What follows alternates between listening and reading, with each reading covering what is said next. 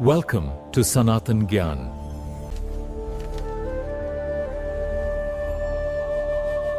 नमस्कार। आज हम आपको श्रीमद् भागवतम के एक बहुत ही कह सकते हैं मार्मिक और गहरे अध्याय की यात्रा पर ले चल रहे हैं। जी। कल्पना कीजिए, कुरुक्षेत्र का वो भयंकर युद्ध अभी खत्म हुआ है। गंगा तट पर हैं, उदासी छाई हुई है। बिल्कुल। पांडव हैं, द्रौपदी हैं और भगवान कृष्ण स्वयं भी अपने उन प्रियजनों के लिए शोक मना रहे हैं जो युद्ध में नहीं रहे। बिल्कुल। माहौल बहुत भारी है, मतलब चिंतन का है। बिल्कुल। ये श्रीमद् भागवतम के पहले स्कंद का 8वां अध्याय है और ये पूरी तरह से युद्ध के बाद के इसी भावनात्मक और कह सकते हैं आध्यात्मिक मंथन पर ही केंद्रित है। अच्छा। इसमें 2 मुख्य घटनाएं सामने आती हैं।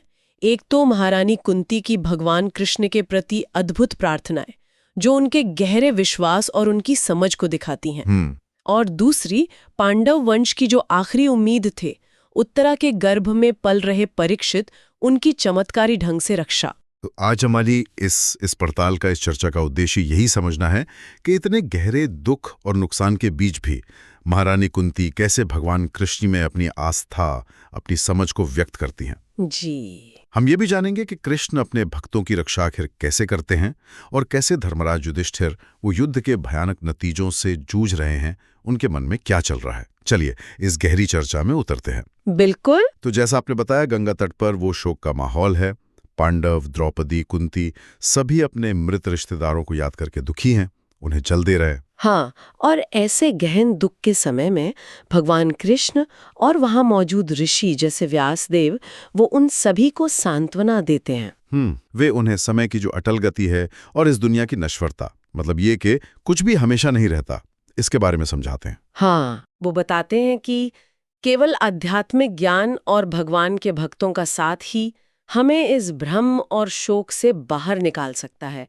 इस भौतिक दुनिया में सुख दुख तो मतलब आते जाते रहते हैं, ये इसका स्वभाव ही है। इसी संदर्भ में ये भी याद दिलाया जाता है कि कैसे अन्याय से पांडवों का राज्य छीना गया था और फिर कैसे कृष्ण की कृपा से उन्हें वो वापस मिला और अधर्मी राजाओं का नाश हुआ। जी हाँ। खासकर उन राजाओं का जिन्होंने द्रौपदी का अपमान करके, कह सकते हैं, अपने जीवन को छोटा कर लिया था। बिल्कुल। और यहाँ एक महत्वपूर्ण बात सामने आती है कि एक सभ्य समाज की नींव वो स्त्रियों, बच्चों, वृद्धों, ब्राह्मणों और गायों की रक्षा पर टिकी होती है। सही कहा। द्रौपदी जैसी पवित्र स्त्री का अपमान ईश्वर के नियमों के बिल्कुल विरुद्ध है और इसके गंभीर परिणाम होते ही हैं। कृष्ण ने युधिष्ठिर से 3 अश्वमेध यज्ञ भी करवाए, जिससे उनकी प्रसिद्धि और धर्म की पुनर्स्थापना हुई। अब कहानी में एक नाटकीय मोड़ आता है।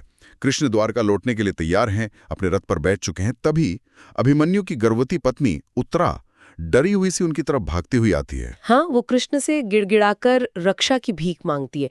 कहती है, हे देवों के देव, जगत के स्वामी, मेरी रक्षा कीजिए। एक जलता हुआ लोहे का तीर वो मेरी तरफ आ रहा है। बाप रे। हे प्रभु, चाहिए मुझे जला दे पर मेरे गर्भ को कुछ ना हो।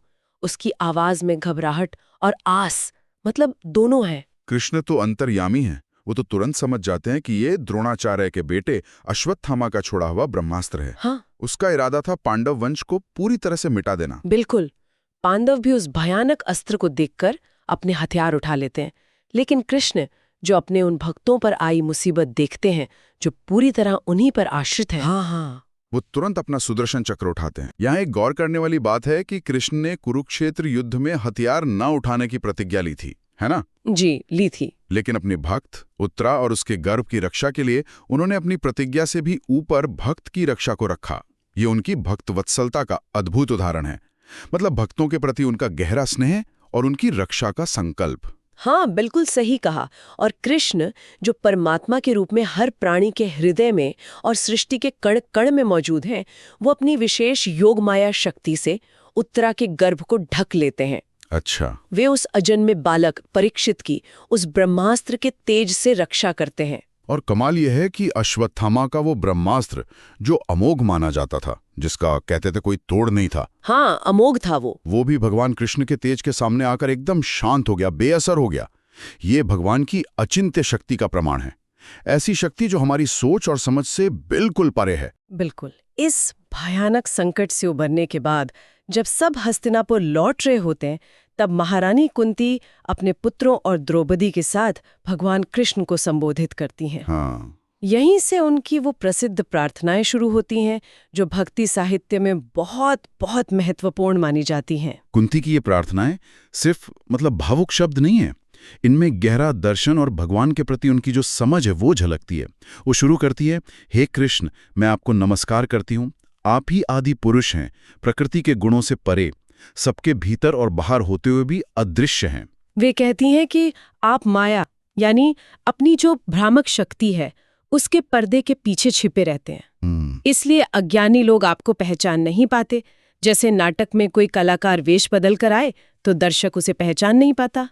यहाँ वे कृष्ण के अधोक्षज स्वरूप की बात कर रही हैं। अधोक्षज, हाँ, यानी वो जो हमारी भौतिक इंद्रियों की पकड़ से परे हैं। उन्हें समझने के लिए एक तरह की दिव्य दृष्टि चाहिए। कुंती ये मानती हैं कि जब बड़े बड़े ज्ञानी और योगी भी आपको पूरी तरह नहीं जान पाते, तो हम साधारण स्त्रियां आपको कैसे समझ सकती हैं। लेकिन फिर वो तुरंत कृष्ण के उन रूपों को याद करती हैं जिनसे भक्त आसानी से जुड़ सकते हैं। बिल्कुल, वे कहती है, मैं आपको नमस्कार करती हूँ, वसुदेव के पुत्र, देवकी को आनंद देने वाले, नंद बाबा और गोप ग्वालों के प्यारे बालक, हमारी इंद्रियों और गायों को आनंद देने वाले गोविंद। वाह! यहाँ वे कृष्ण की वृंदावन लीलाओं की मिठास और उनके भक्तों के प्रति जो सहज प्रेम है उसको याद कर रही हैं। वे उनके सुंदर रूप का भी वर्णन करती हैं। कमल जैसी नाभि, कमल की माला, कमल जैसे नेत्र, कमल जैसे चरण। ये वर्णन भगवान के मूर्ति रूप की उपासना में भी सहायक होता है, उन लोगों के लिए जो सीधे उनके निराकार रूप को नहीं समझ पाते। इसके बाद कुंती याद करती हैं कि कैसे कृष्ण ने बार बार उनके परिवार की रक्षा की है।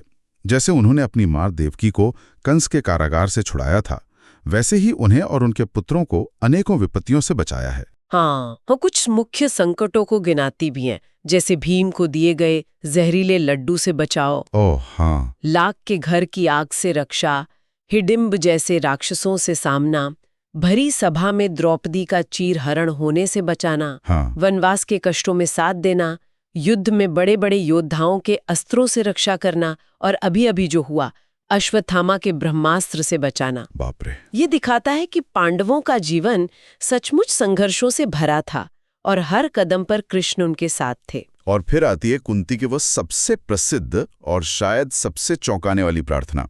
वो कहती हैं, हे जगतगुरु, मेरी इच्छा है कि ये सारी विपत्तियां हमारे जीवन में बार बार आती रहें। विपदाः सन्तु ताः शश्वत। हाँ, ताकि हमें बार बार आपके दर्शन होते रहें। बिल्कुल, क्योंकि आपके दर्शन का मतलब है जन्म मृत्यु के इस चक्कर से हमेशा के लिए छूट जाना। ये कितनी असाधारण बात है। दुख कौन मांगता है भला? हाँ, ये सामान्य सोच के बिल्कुल उलट है, लेकिन एक भक्त की दृष्टि से देखें तो इसमें गहरा अर्थ है। कुंती समझती हैं कि विपत्ति के समय भगवान की याद ज्यादा तीव्रता से आती है, उन पर निर्भरता बढ़ती है। सही है। और भगवान का स्मरण ही तो मुक्ति का रास्ता है। वैसे भी ये दुनिया तो दुखों का घर है ही, तो क्यों ना इन दुखों को ही भगवान से जुड़ने का साधन बना लिया जाए। ये दिखाता है कि उनके लिए भगवान का साथ वो भौतिक सुख सुविधाओं से कई ज्यादा महत्वपूर्ण है। वो आगे कहती हैं कि भगवान उन लोगों के लिए ज्यादा सुलभ हैं जिनके पास भौतिक अभिमान करने को कुछ नहीं है। जी, न ऊंचे कुल का, न बहुत धन दौलत का, न बहुत विद्या का, न सुंदरता का। जिनके पास ये सब होता है वो अक्सर इनके नशे में भगवान को सच्चे दिल से पुकार ही नहीं पाते। इसीलिए वे कृष्ण को अकिंचन वित्त कहती हैं। अकिंचन वित्त यानी उन लोगों की संपत्ति जिनके पास दुनियावी तौर पर कुछ नहीं है। वे कृष्ण को गुणों से परे, अपने आप में पूर्ण, परम शांत और मोक्ष के स्वामी के रूप में पहचानती हैं। कुंती की समझ और गहरी होती जाती है। वे कृष्ण को शाश्वत समय, काल, परम नियंत्रक, ईशान, अनादि अनंत, सर्वव्यापी मानती हैं। हाँ, वे कहती हैं कि आप सब पर समान कृपा करते हैं। जीवों के बीच जो भेदभाव या झगड़े दिखते हैं वो उनके अपने कर्मों और व्यवहार का नतीजा है। आपकी तरफ से कोई पक्षपात नहीं है। वे मानती हैं कि भगवान की लीलाओं को समझना लगभग असंभव है। वे मनुष्य जैसा व्यवहार करते हैं, पर वो सब भ्रामक होता है। उसके पीछे कोई गहरा उद्देश्य होता है। भगवान का न कोई प्रिय है न कोई अप्रिय। लोग अपनी सीमित बुद्धि से ही उनमें पक्षपात देखते हैं। कृष्ण का अजन्मा होकर भी जन्म लेना, कर्म न करते हुए भी कर्म करना, कभी मनुष्य, कभी पशु, कभी ऋषि, कभी मछली के रूप में प्रकट होना, ये सब अत्यंत हैरान करने वाली लीलाएं हैं। फिर वे कृष्ण की एक बाल लीला याद करके बहुत भावुक हो जाती हैं। जब माँ यशोदा ने उन्हें ऊखल से बांधने की कोशिश की थी, हाँ, वो प्रसंग। तो कैसे उनकी आंखों में आंसू आ गए, काजल बह गया और वे डरे हुए लग रहे थे। वो कृष्ण जिनसे स्वयं भाई भी डरता है, वो माँ के डर से रो रहे थे। कमाल है। ये विरोधाभास कुंती को मोहित कर देता है और भगवान की लीला की मधुरता और उसके रहस्य को दिखाता है। कुंती उन कारणों का भी जिक्र करती हैं जो लोग कृष्ण के अवतार लेने के बताते हैं, जैसे अपने भक्त राजाओं का यश बढ़ाने के लिए, या वसुदेव देवकी की प्रार्थना पर, हाँ। या पृथ्वी का भार कम करने के लिए ब्रह्मा जी के कहने पर। और अंत में सबसे महत्वपूर्ण कारण बताती हैं कि कुछ ज्ञानी कहते हैं कि आप इसलिए प्रकट हुए ताकि इस दुनिया के कष्टों में फंसे जीव आपकी लीलाओं को सुनकर, गाकर, याद कर कर भक्ति के मार्ग पर चल सकें। अच्छा। और जन्म मृत्यु के बंधन से मुक्त हो सकें। भक्ति का मार्ग सुलभ कराना ही आपके अवतार का एक मुख्य उद्देश्य है। अब कुंती अपनी असली चिंता पर आती हैं, कृष्ण का द्वारका लौटना। वो कहती हैं, हे प्रभु, क्या आप आज हमें छोड़कर जा रहे हैं? हम जो पूरी तरह आप पर ही निर्भर हैं और आपके सिवा हमारा कोई रक्षक नहीं, जबकि सारे राजा हमसे दुश्मनी रखते हैं। वे कहती हैं कि आपके बिना हम पांडव और यदुवंशी नाम के ही रह जाएंगे, जैसे आत्मा के बिना शरीर की इंद्रियां बेकार होती हैं। हाँ। हमारा ये राज्य, ये समृद्धि, ये सब आपकी दृष्टि पड़ने के कारण ही है। आपके जाने के बाद ये सब फीका पड़ जाएगा। और फिर वो एक और गहरी, बहुत मार्मिक प्रार्थना करती हैं, हे विश्व के स्वामी, हे सबके आत्मन, हे विश्व रूप, मेरे अपने लोगों यानी पांडवों और वृष्णियों के प्रति जो मेरा गहरा लगाव है, जो स्नेह का बंधन है, स्नेहपाश, हाँ, कृपा करके उसे काट दीजिए। ये बहुत बड़ी बात है। वे सांसारिक रिश्तों के मोह से मुक्ति मांग रही हैं ताकि उनका मन बिना किसी भटकाव के सिर्फ और सिर्फ कृष्ण में लगा रहे। और वे कहती हैं, हे मधुसूदन, जैसे गंगा नदी बिना रुके लगातार समुद्र की ओर बहती है, वैसे ही मेरी बुद्धि और मेरा प्रेम बिना किसी और तरफ भटके हमेशा निरंतर केवल आपकी ओर बहता रहे। वाह। इसके बाद वे कृष्ण को अनेक नामों से पुकार कर उन्हें प्रणाम करती हैं। कुंती की इन चुनिंदा, दिल को छू लेने वाली प्रार्थनाओं को सुनकर भगवान कृष्ण बस मंद मंद मुस्कुरा दिए। उनकी वो मुस्कान भी उनकी माया की तरह भी रहस्यमयी और मोहक थी। हाँ, उन्होंने कुंती की प्रार्थना स्वीकार की, फिर महल में जाकर दूसरी स्त्रियों से विदा ली। लेकिन जैसे ही वे जाने लगे, राजा युधिष्ठिर ने उन्हें बड़े प्रेम से रोक लिया। लेकिन यहाँ कहानी में एक और परत जुड़ती है। धर्मराज युधिष्ठिर, जिन्हें व्यासदेव और स्वयं कृष्ण ने समझाया, इतिहास के उदाहरण दिए, फिर भी वे युद्ध में हुए अपने रिश्तेदारों और दोस्तों की मृत्यु के शोक से उबर नहीं पाए। जी। वे एक साधारण इंसान की तरह दुख और मोह में डूबे हुए थे। हाँ, लेकिन यहाँ भी एक गहरा रहस्य है। श्रोप बताते हैं कि युधिष्ठिर का इस तरह शोक करना भी भगवान की ही योजना का हिस्सा था। अच्छा। वे चाहते थे कि युधिष्ठिर मृत्युशैया पर लेटे अपने दादा भीष्म पितामह से ज्ञान और धर्म के उपदेश सुने। इससे भीष्म के ज्ञान की महिमा भी प्रकट होगी और युधिष्ठिर को भी सही मार्गदर्शन मिलेगा। युधिष्ठिर विलाप करते हैं, हाय, मुझ पापी के दिल में बैठे इस अज्ञान को देखो।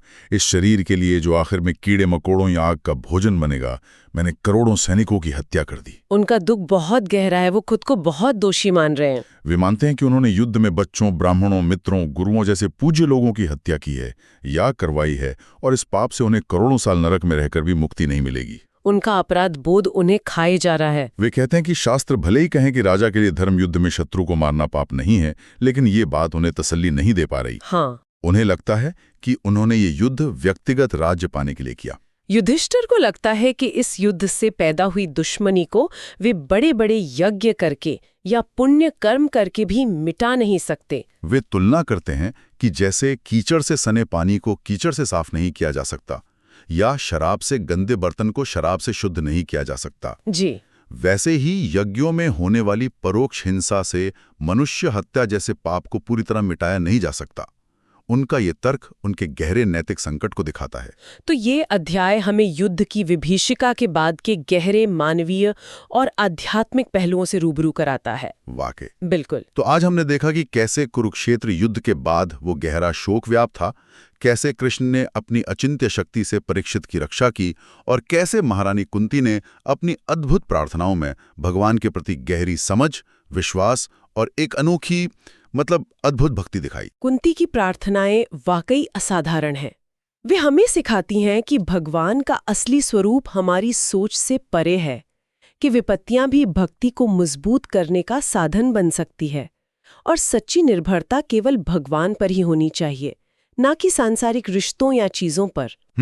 उनका वो मोह के बंधन काटने और गंगा की तरह अविरल भक्ति मांगने का निवेदन बहुत गहरा है। और साथ ही हमने धर्मराज युधिष्ठिर के मन की उथल पुथल को भी समझा। एक राजा के कर्तव्य और युद्ध की हिंसा से उपजे व्यक्तिगत अपराध बोध के बीच उनका संघर्ष हमें सोचने पर मजबूर करता है। बिल्कुल। उनका ये मानना कि यज्ञों से भी इतने बड़े पाप का प्रायश्चित शायद संभव न हो, ये कर्म और उसके फल पर एक गंभीर सवाल उठाता है। यहाँ एक विचारणीय बिंदु है जो कुंती की प्रार्थनाओं से उभरता है। क्या सचमुच मुश्किलें हमें ईश्वर के करीब ला सकती हैं? क्या विपत्ति में ईश्वर पर पूरी तरह निर्भर होना सच्ची आस्था है, या कहीं ये जीवन की सच्चाइयों से मुंह मोड़ना तो नहीं? या फिर युधिष्ठिर का द्वंद्व शायद आज भी उतना ही प्रासंगिक है। अपने कर्तव्य यानी धर्म और अपनी अंतरात्मा की आवाज के बीच संतुलन कैसे साधा जाए, खासकर जब हमारे कामों के नतीजे इतने विनाशकारी हों। इन सवालों के साथ आपको छोड़ते हुए आज की ये चर्चा यहीं समाप्त करते हैं। जी। Thanks for watching.